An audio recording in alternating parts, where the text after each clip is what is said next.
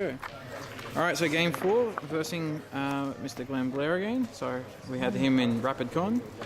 A different army this time. Very different. So tell us, sir. We've got an Eldar army led by Eldrad, who is the Warlord, but he brought along his buddy Phoenix Lord Asman.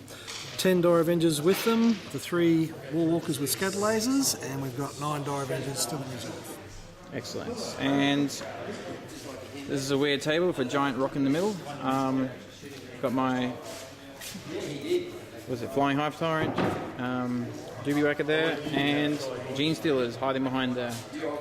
And we're playing, what is it? This is Scouring, so fast attack. Fast attacks. None of us have fast attacks, but we've got 5 objectives, and that's it.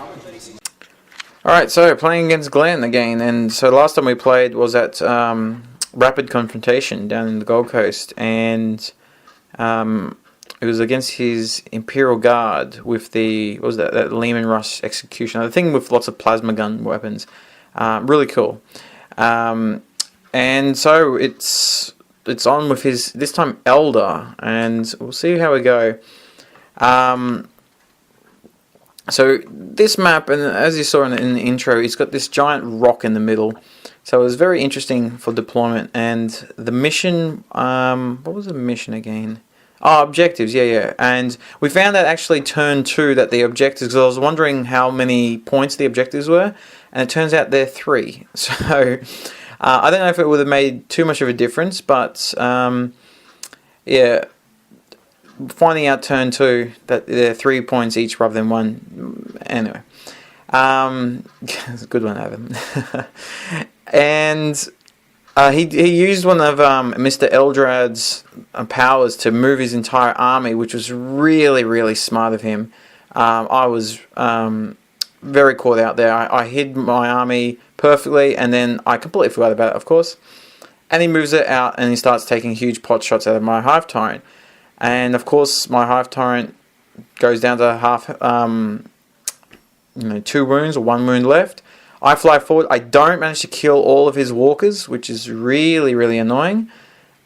Which means my Hive Tyrant dies next turn. And so that was it. Now something very lucky happens, and throughout this whole game, and so Eldrad's making me roll 3 dice to cast psychic powers. I get every single one of my psychic powers off except for 1. And I actually got this. You can see this charge here, but I got Feel No Pain on that unit. Well, the It Will Not Die one, the Endurance, whatever it's called. And because of that, when I did my charge range, I needed because I was doing it through cover as well, so I needed like 9 or 8 or something like that, with 3d6 taking off the highest. And he caused 3 wounds on the Overwatch. And then I saved all 3 of them and Feel No Pain, and I got in. And that was it. This is pretty much the game for the rest of the game. It's giant combat with a Broodlord challenging these, what's it called, the Ashurim.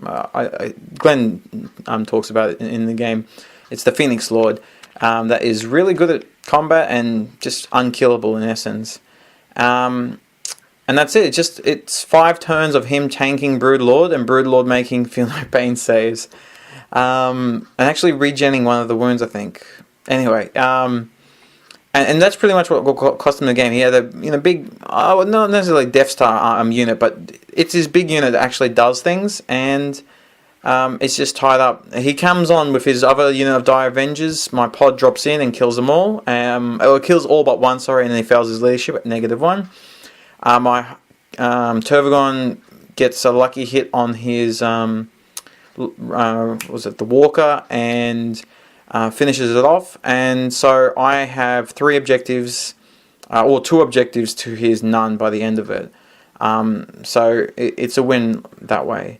But yeah, it was just that lucky charge, or getting the psychic spells off, plus the lucky charge, plus the Feel No Pain stuff, and then holding him on for many turns. And then my big boy, he's only got 1 wound left, and I actually kill myself. This is the one time I did fail. I killed myself casting it on the 11, not a 12, but I rolled double 1s. And so that's it. A good game.